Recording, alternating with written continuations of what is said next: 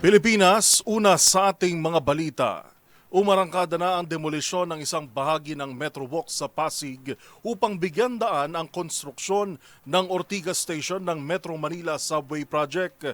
2022 pa nang bigyan ng permit to enter ang Transportation Department, sadyang na-delay lamang ang pagsisimula. Tinutukan yan ni Edniel Parosa. Sinimulan nang i-demolish ang bahagi ng Metro Walk Commercial Area sa lungsod ng Pasig na pag-aari ni former Ilocos Sur Governor Javid Singson.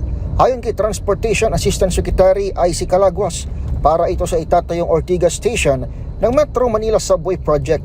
Bantay sa compound ng Pasig City Police na pinamunuan mismo ng kanilang Chief of Police na si Police Colonel Hendrix Mangaldan at mga tauhan ng Philippine Coast Guard.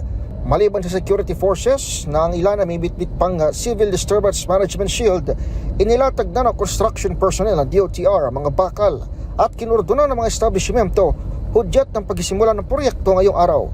Hindi naman daw ito biglaan, ani Asik Calaguas na siyang nakatoka sa right-of-way issues ng DOTR.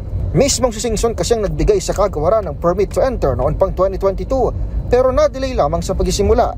Dumating din ang dating gobernador sa lugar pero umalis din kaagad na makausap ang mga representante mula DOTR. Tumanggi nang magbigay ng pahayag ang Metro Walk na compliant naman umano sa demolition. Pero ani Calaguas, concerned pa rin umano ang mga gwardya ng Metro Walk na ayaw pang lumisan hanggat walang utos ng kumpanya. Para sa MBC TV Network News, ito si Edniel Parosa, DZRH. Una sa Pilipinas, una sa Pilipino.